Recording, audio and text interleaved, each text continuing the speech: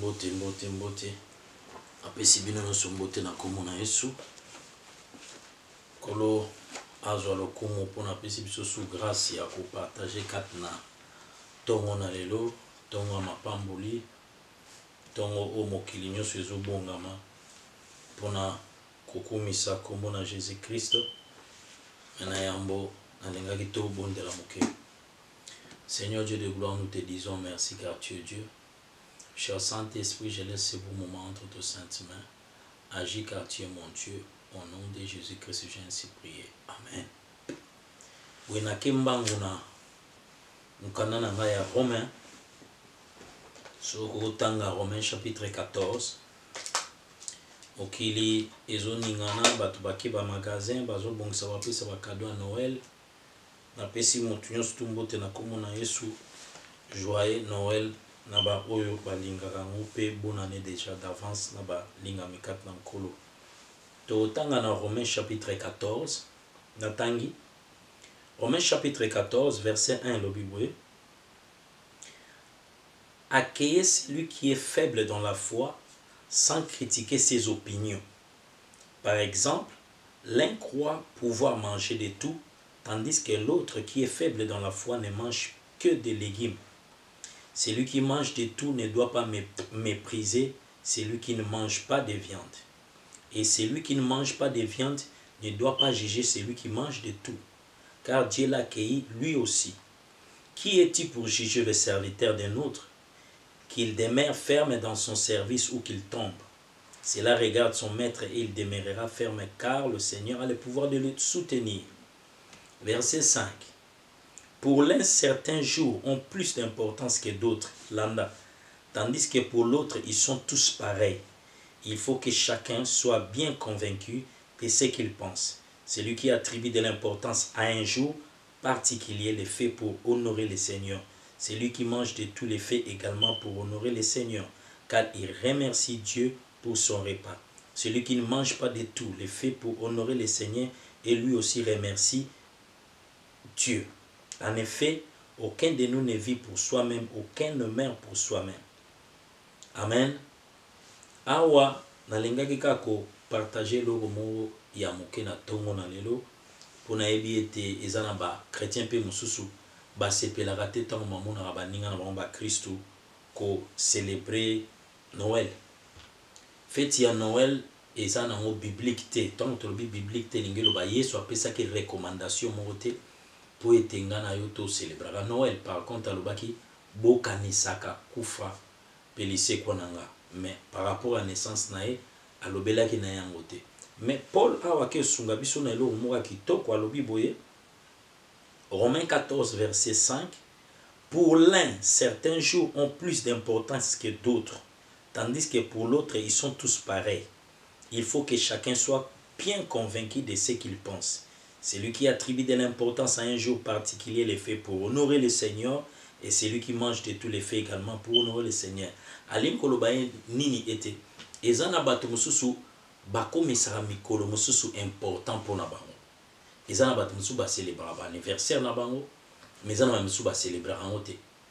Siko awa Paul alinga ka sunga biso ete yo muto sala ka fête anniversaire. Kochola tepe oya sepela ne ko sala na honte. Yo muto lingano pour célébrer fête anniversaire te. Parce que au pesino mokolo mo importance te kocholate o ya pesi mo importance. Mais par contre eloko ya betisi te lobinini esengeli na mutu na décision azozwa asalango po na lokumu na Yesu.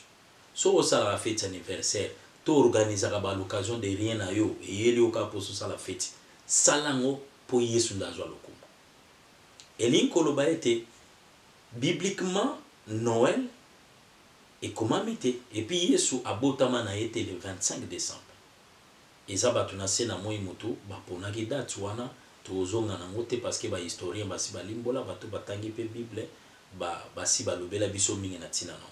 Mais na yaka koloba ete soki bato mokili bakoka kopona mokolo moko oyo bango ba moni ba célébrer la fête ya famille ba kolango neti ko célébrer Jésus Christ. Ngana yo ba chrétien et sengeli sikoto comprendre peto valoriser nde mokolo oyo. Pourquoi? Parce que ça mokolo oyo bato basumuka mingi.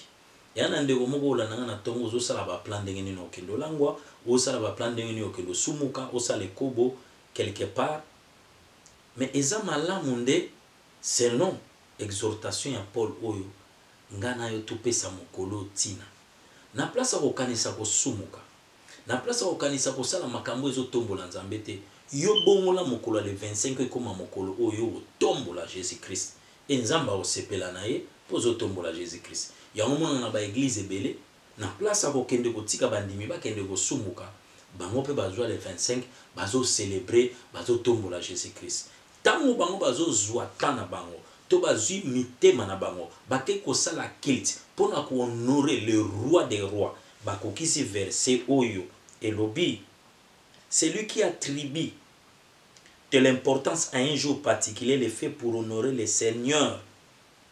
C'est-à-dire que si vous connaissez le 25, vous avez dit que vous avez tombola Jésus Christ. Bien aimé, nous avons tombo kelote. Aujourd'hui, décision qui tombe. Il y a une ligne de gomo azolanda na tongo na lelo. Tikete mokolo lelo, ezala mokolo oyo, ozo bongisa motema no po tombola Jésus Christ. Ba ba yebi Yesu ba tombola na bango Yesu mikolo nyonso. Mais nazo linga kotalisa moto na sosoli bonzambe te. To moto azali chrétien mais ayebaka valeur a Yesu na ete. Tala mokili pesi référence. Mokili e poni mokolo etatola pe ekumisa monene na Yesu. Bongo boni yo moto oyambi Yesu lokola mokonzi mobikisi. Ezala mokolo oyo to tombola Yesu. Ko tombola Yesu lingolo bani to kanisa misale asali kati na fina biso.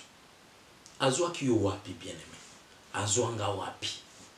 Nga zwanga kati na poto na masumu na bondumba na ekobo na makamba salite lelo na kuozwa Bible na exhorter yo mutozo landanga azwaki yo wapi kanisa esika azwaki yo ulolekisa tana yo ya koloba loba ya kotonga tonga ya kokanisa kanisa ndenge nini obenga bato po ade foto tonga non zwa mokolo oyo otombola Jésus okanisa place azwaki yo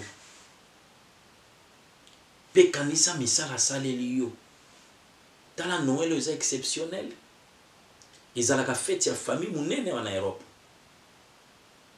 ba européen bana mutema mawa to bazana mutema pasi po Noël eza différent bamboka ebele bakangi ba vol na bango batu musu ba bringa ba voyager moins ba voyager zate il faut interpeller ngana yo soki ngana tozana bomo eza pona ngolu na Jésus soki ngana tobiki pona mipepe o ya corona eza ngolu na Jésus eza te po toza meilleur non eza te po bonde la mingi non c'est la grâce to mériter le mote ya moto za nelo ko sala te ko tombola Jésus bien aimé na ndako na yo tombola Jésus na motema na yo tombola Jésus o eza tango ya ko tombola Jésus de plus en plus ko tombola Jésus de plus en plus grâce nege kita par osali lo bolambo mokola lelo ko fanda te zo atantombola Jésus sala introspection est-ce que zo tambola ndeni na Yesu est-ce que zo sali na nzambe kandi ngo sali la kaye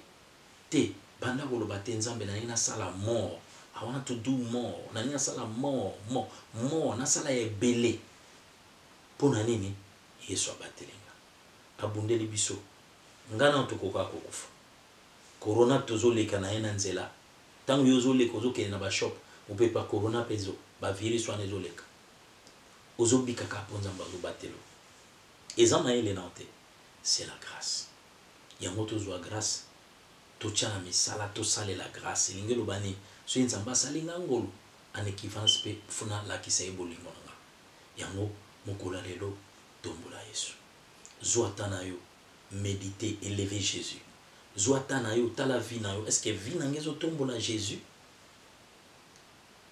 ce qui vit na yo ezo ko honorer Jésus gloire à Dieu mais ce qui vit no ezo honorer Jésus te ngana tozwa moment oyo tozonga na sena makolo na nzambe vi na biso et honorer Jésus bozwi na biso et honorer Jésus famille na biso et honorer Jésus c'est-à-dire bana mwasi mobali na yo ayeba otombola Yesu po abateli biso azama nzambe malamu bien aimé esika ezalio zwata na yo sala introspection zonga na makolo Yesu yo moto bungi yo moto na yebisi Yesu te ngonga yango abikisi yo futi eloko mote Tu n'as rien mérité.